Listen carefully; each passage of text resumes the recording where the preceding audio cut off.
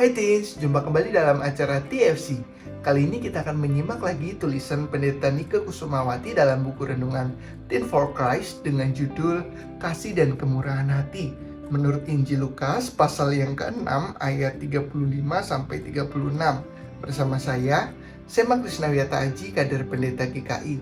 Sebelum kita merenungkan firman Tuhan, yuk mari kita berdoa. Ya Tuhan, kami mengucap syukur untuk berkat yang telah Engkau berikan dalam kehidupan kami. Ketika sebentar kami akan merenungkan firman Tuhan, biarlah firman ini menyapa setiap kami untuk menjalani kehidupan kami seturut dengan kehendak Tuhan. Kami meminta pertolongan Roh Kudus supaya kami dimampukan dan kami diberikan hikmat dalam kami melakukan firman Tuhan.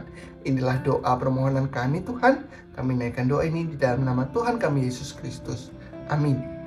Nah, yang menjadi pusat permenungan kita pada hari ini diambil dari Injil Lukas pasal yang ke-6 ayat 36. Saya akan bacakan untuk setiap kita. Hendaklah kamu murah hati sama seperti Bapamu murah hati. Nah, tentunya teman-teman sekalian pernah mendengar kalimat yang mengatakan mata ganti mata, gigi ganti gigi. Ini adalah sebuah hukum yang terjadi, bahkan juga sebuah konsep tentang pembalasan yang dikenal oleh orang-orang sampai saat ini.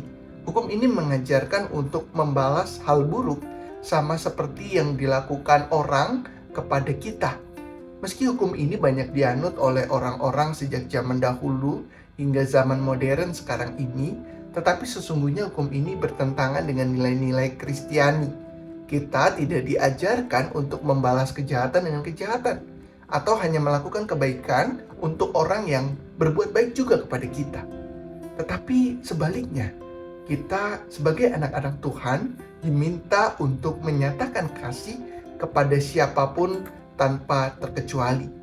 Injil Lukas pasal yang ke-6 ayat 35-36 menekankan kepada kita bahwa hukum kasih yang diajarkan oleh Tuhan Yesus adalah hukum yang harus kita lakukan.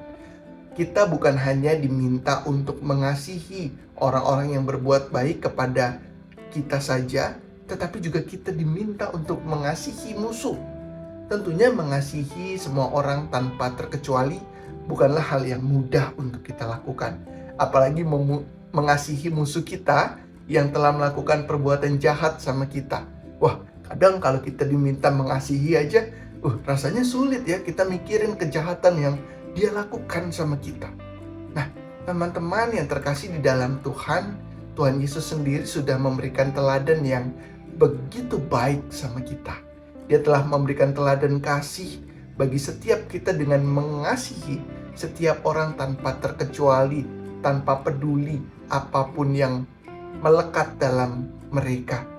Tuhan Yesus mengasihi mereka yang terpinggirkan, memberi diri serta pengampunan bagi mereka yang menolak dan mencemooh, menghina Dia.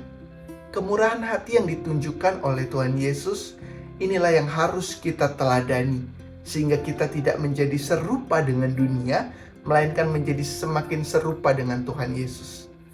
Teman-teman yang terkasih, saat kita memperlakukan orang lain dengan kemurahan hati, maka kita bukan hanya mencerminkan identitas kita sebagai anak-anak Tuhan, tetapi kita juga semakin menumbuhkan karakter yang penuh dengan kasih dan kemurahan hati seperti yang Tuhan Yesus teladankan. Bersyukur deh kita punya Tuhan yang begitu baik, memberikan teladan yang luar biasa dalam kehidupan kita. Yuk mari kita berdoa. Kami bersyukur Tuhan, kami boleh belajar bersama-sama akan teladan yang sudah Tuhan berikan dalam kehidupan kami. Jadikan setiap kami pribadi yang semakin serupa dengan Engkau. Mampukan kami Tuhan untuk mengasihi bahkan musuh-musuh kami yang menyakiti setiap kami, karena Engkau telah memberikan teladan lebih dulu dalam kehidupan kami. Bimbing setiap kami Tuhan menghadapi tantangan-tantangan yang ada di depan kami. Tantangan untuk mengasihi, tantangan untuk mengampuni setiap mereka. Inilah segala doa kami Tuhan. Kami naikkan doa ini di dalam nama Tuhan kami Yesus Kristus. Kami telah berdoa dan memohon. Amin. Demikian renungan kita pada hari ini. Jangan lupa teman-teman untuk like, subscribe, dan bagikan kepada yang lain. Tuhan memberkati.